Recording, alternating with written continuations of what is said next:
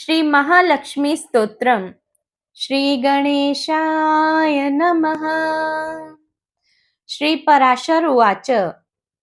सिंहासनगतः शक्रः सम्प्राप्य त्रिदिवं पुनः देवराज्ये स्थितो देवीं तुष्टावाब्जकरां ततः।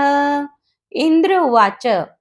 नमस्ये सर्वभूतानां जननीमब्जसम्भवां श्रियमुन्निद्रपद्माक्षीं विष्णुवक्षःस्थलस्थितां पद्मालयां पद्मकरां पद्मपत्रनिभेक्षणां वन्दे पद्ममुखीं देवीं पद्मनाभप्रियामहम्। त्वं सिद्धिस्त्वं स्वधा स्वाहा सुधा त्वं लोकपावनी सन्ध्या रात्रिः प्रभाभूतिर्मेधा श्रद्धा सरस्वती यज्ञविद्या महाविद्या गुह्यविद्या च शोभने आत्मविद्या च देवी त्वं विमुक्तिफलदायिनी आन्वीक्षिकी त्रयी वार्ता दण्डनीतिस्त्वमेव च सौम्या सौम्यैर्जगद्रूपैः त्वयैतद्देवी पूरितम्।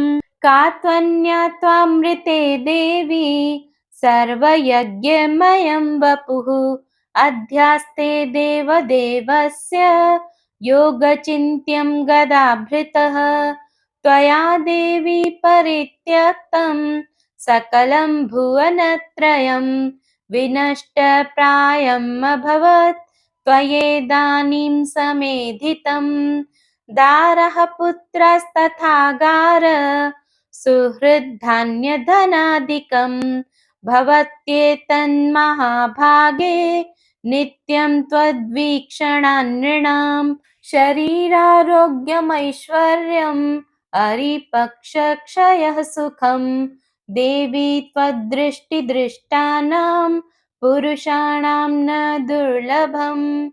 त्वं माता सर्वलोकानां देवदेवो हरिः पिता त्वयैतद्विष्णुना चाम्ब जगद्व्याप्तं चराचरं मानः कोशस्तथा गोष्ठं मा गृहं मा परिच्छदं मा शरीरं कलत्रं च त्यजेथः सर्वपावनी मा पुत्रान् मा सुहृद्वर्गान् मा पशून् मा विभूषणं त्यजेथा मम देवस्य विष्णोर्वक्षः स्थलाश्रये सत्त्वेन सत्यशौचाभ्यां तथा शीलादिभिर्गुणैः त्यज्यन्ते ते नराः सद्यः सन्त्यक्ता ये त्वयामले त्वयावलोकिताः सद्यः शीलाद्यैरखिलैर्गुणैः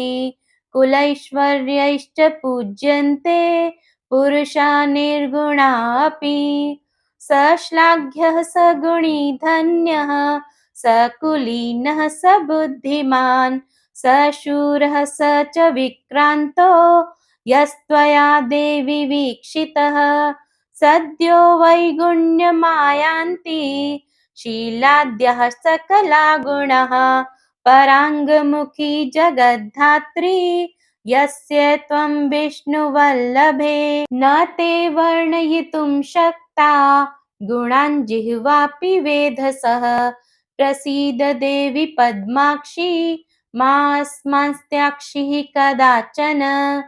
श्री पराशर उवाच।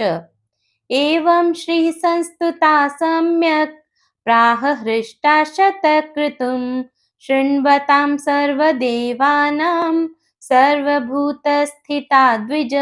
श्रीरुवाच। परितुष्टास्मि देवेश स्तोत्रेणानेन ते हरे वरं वृणीष्व यस्त्विष्टो वरदाहं तवागता। इन्द्र उवाच। वरदा यदि मे देवी वरार्हो यदि वाप्यहं त्रैलोक्यं न त्वया त्याज्यम् एष मेस्तु वरः परः स्तोत्रेण यस्तथैतेन त्वां स्तोष्यत्यब्धिसम्भवे स त्वया न परित्याज्यो द्वितीयोऽस्तु वरो मम। श्रीरुवाच त्रैलोक्यं त्रिदश श्रेष्ठ न सन्त्यक्ष्यामि वासव दत्तो वरो मयायं ते स्तोत्राराधनतुष्टया यश्च सायं तथा प्रातः स्तोत्रेणानेन मानवः स्तोष्यते चेन्न तस्याहं भविष्यामि पराङ्मुखी। श्रीपराशर उवाच एवं वरं ददौ देवी देवराजाय वै पुरा मैत्रेय श्रीर्महाभागा स्तोत्राराधनतोषिता भृगोः ख्यात्यां समुत्पन्ना श्रीः पूर्वमुदधेः पुनः देवदानवयत्नेन प्रसूतामृतमन्थने एवं यदा जगत्स्वामी देवराजो जनार्दनः अवतारः करोत्येषा तदा श्रीस्तत्सहायिनी पुनश्च पद्मा सम्भूता यदादित्यो भवद्धरिः यदा च भार्गवो रामः तदा भूद्धरणी त्वयं राघवत्वे भवत्सीता रुक्मिणी कृष्णजन्मनि अन्येषु